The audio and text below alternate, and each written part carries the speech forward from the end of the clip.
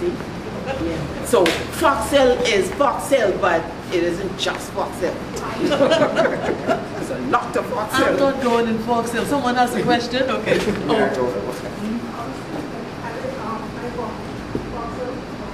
Pardon me? Okay.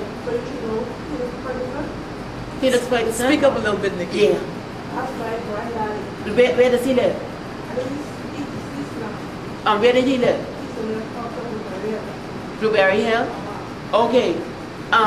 Some of the people in Fox Hill, my Grammy and those know them, my aunts and my mother and those, but I don't know them. The ones that then sat with me, I would know, and some of the older people, but I know everybody. But someone just spoke about this Felix Ferguson yesterday to me. Someone who knows him, you know, from Blueberry Hill. Yeah. But right now, I'm going to know him because I'm going around to everybody to get information on the people who lived in Fox Hill.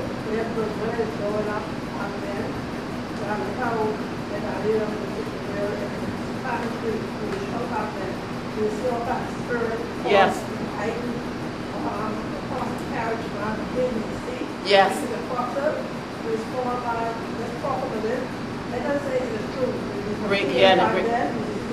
And it brings back memories. Yeah. Yeah. And some situation what I went through now, I moved back home. I said, Lord, I do it first. I was a very environment, and not so late. And something that I would have to think I can't fight against him. Well, there's help. You'll come though. See, there's going to be a revival, and it's going to be different because I made up my mind to move spirits from Fox Hill that shouldn't be there by the way. See, Andre is this end and I'm that end and the twain will meet. Yes.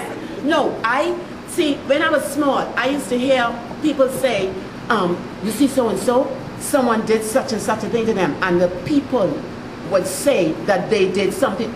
Listen, in that library where my daughter works, one night, I just went into a trance-like and I saw her clearing a certain section.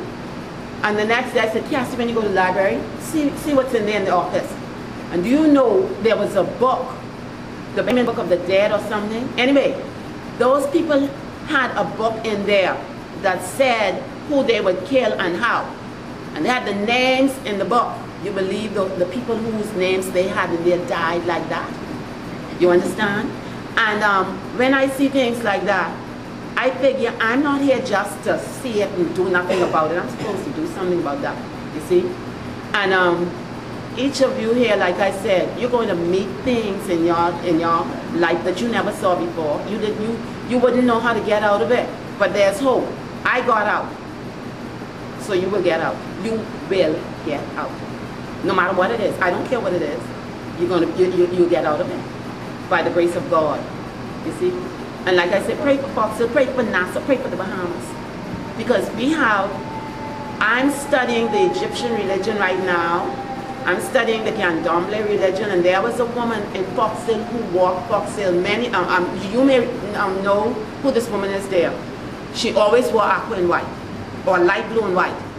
She belonged to the Candomblé religion, and nobody knew that. And she would go and do things, and I knew what she was doing. And when she did that, whoever she fooled with would die. And I saw her going, you know Jacinta Higgs, Senator Higgs, her cousin, her aunt. One day, we were talking and this woman went to shake her hand and I said, don't you touch her. And she swung around to me, I said, don't you touch her. I said, I came here just for you, to prevent you doing the things that you're doing. I said, you belong to the Candomblé religion and I know. A man there asked her, he said, what religion do you belong to? She said, what I belong to, you can't do what you have to do to belong to that. Meaning he doesn't have the nerve. So I told her, I said, and I'm sent just against you. So I prayed, and the next thing I saw, she was losing her mind, and she was pushing this grocery trolley with clothes in it. And eventually you saw her less and less, and now we don't see it at all. You see, so you have to confront certain things. When you see it, you have to confront it. So tell us about that religion and for a minute. The Candomblé? Yeah. Well, it's an African thing, and in Brazil, that's where it was most prevalent. Mm-hmm. And the colors that she wore That's the colors they wear for their initiation, you see. And the practice, it involves sacrifices and the normal and heavy and high witchcraft. So she was well versed in it. And they have a period where they are separated from the world and from other people for a long time. It's like they're consecrated to it. And she did that, she went after that with all her might, you see? And so she was practicing it, you see? It's a science. It isn't just like you hear about Olden. No, it's a science. These people touch certain laws, you see? Certain scientific laws. And because of that, they can produce certain things, you see? And we're not going to do those things. We go spiritually, we pray. And that's the only thing to combat it, you see?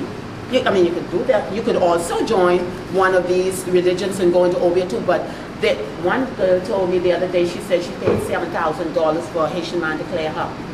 And her brother, two of her brothers were two of the murders that you all heard about several months ago, you see?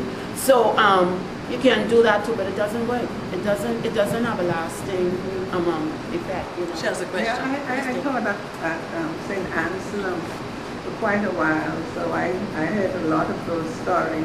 That I speak about. That you're talking about from the children. But Pa Bay was up there too when I taught up there. So we used to hear a lot of stories about him. Was he from that same religion? No.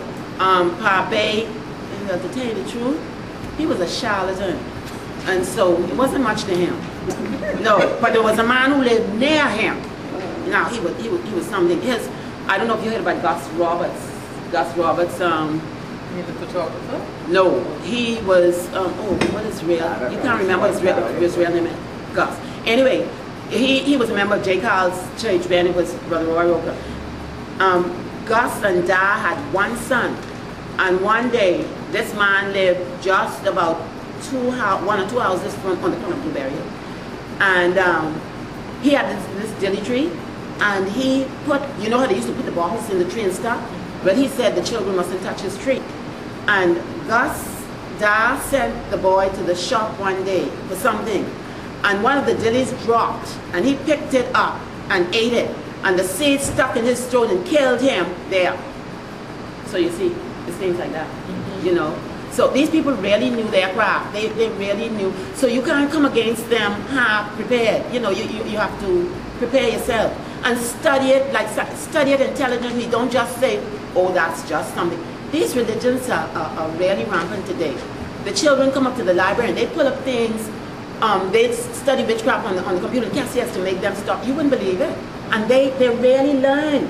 You know, they're not fools. They're really educated and learning these things. You see?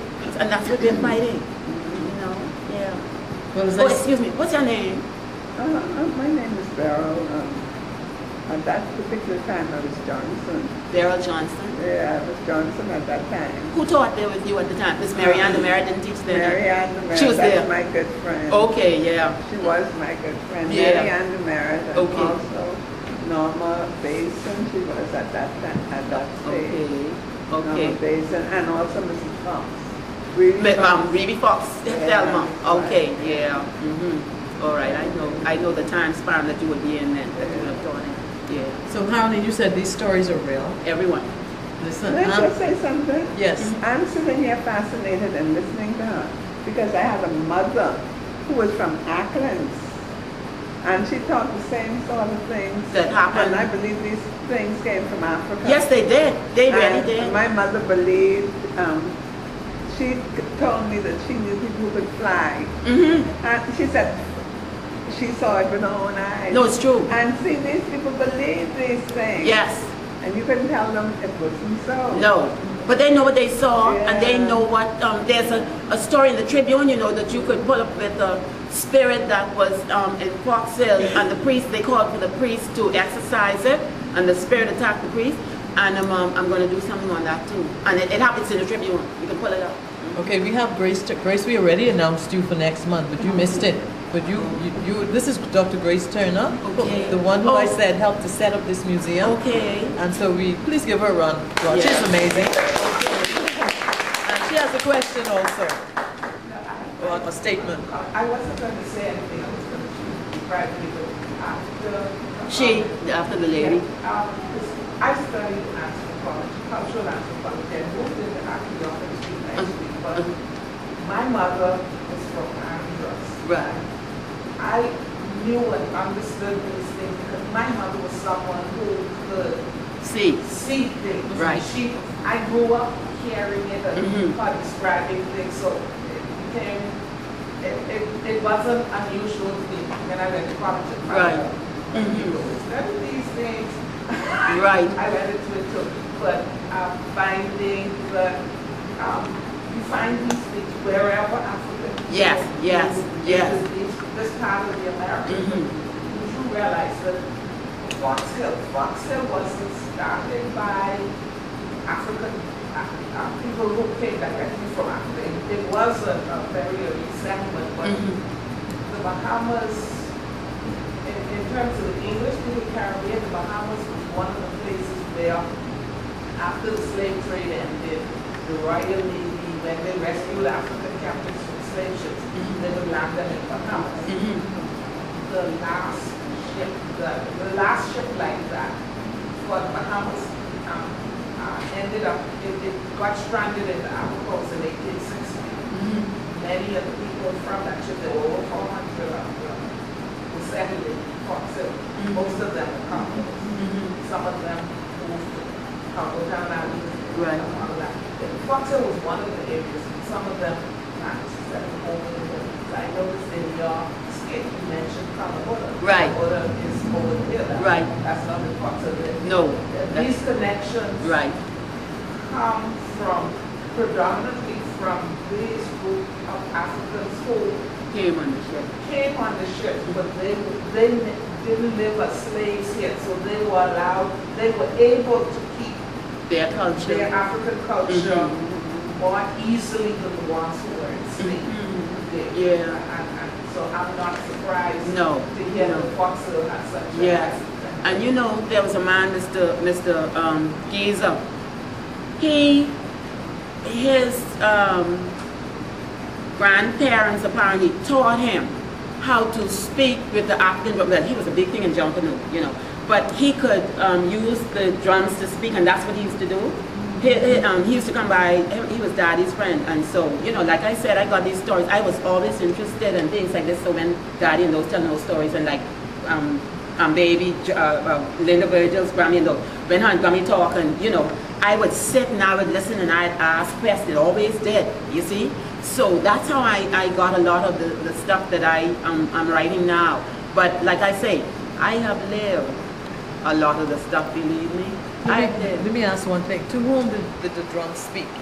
They would speak to the other African, Huberty. You remember Huberty? Huberty also up through, down, that's on Bristol Street or Reed Street. Huberty, you know Huberty who beats the drum and jungle. Huberty and those, his family understood it too. The families that understood it, you know. With the drum. Yeah, there were quite a few. The African families, see, that was back then. So there were more of them. Like I said, the majority of them are dead now. But back then, you had a lot of African people.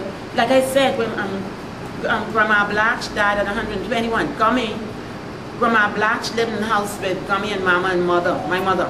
Mother was 5, but she could remember Grandma Blatch at 121. Gummy lived until just before Cassie was born. So I had it right from them, you know. Generation. Yeah.